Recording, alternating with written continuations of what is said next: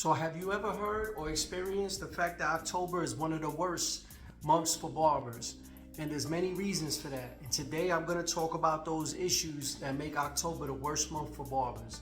And it's not gonna be in any particular order. I'm just gonna run through the things that I have seen over the years to be true. Now, October is a nightmare. I remember learning the hard way. One October, I remember the very last day of the month on the 31st, I had come up with the shop rent and got all my bills paid. Now that's cutting it awfully too close if you ask me. You should always be able to pay your rent and bills way before the last day of the month so you can put money in your pocket for a rainy day, retirement fund, and all those wonderful things. But let's get into it in no particular order. The first reason why October is a bad month for barbers is because of seasonal depression. It's something I've talked about and something I have suffered from in the past. Thank God, Jesus Christ, I no longer suffer from seasonal depression, especially because I'm a New Yorker in the Northeast. We have a very small window for the hot weather. So when this happens, people tend to stay home. The weather changes abruptly in September. People get upset. That hit of dopamine that you get from the beautiful sunshine is gone. So you tend to stay in more. So you're not getting haircuts. This affects the barber industry. Number two, kids, little kids. Their family has taken them for their back to school haircuts in September.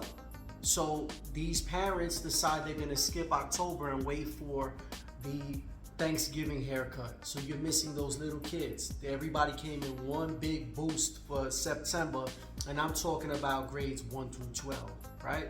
Now, let's talk about college. The young men have gone away to college, right?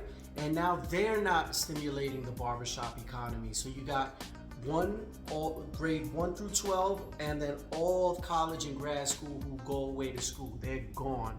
Okay, now the next thing, this may not affect you, but this affects me in New York and the whole tri-state area and Northern California and Washington. Of course, this would be cold weather. People like to grow their hair out because they think that it's going to keep them warmer. And in some situations, some of the customers work outdoors doing construction or whatever the case might be, right? I know my electrician brothers sometimes are stuck outside working in the cold as well.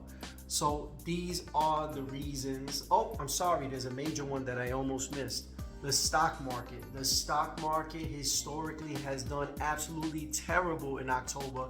You can look at the panic of 2008 and the Great Depression of 1929. Both of them happened in October. So the spending habits of Americans is spend more during the summertime, and then by the time October comes, people are getting ready for the holiday season, and they start to look at the credit card debt. They start to realize what a deep hole they dug themselves into, so they'll hold back on certain purchases, and some of them might be their hair services.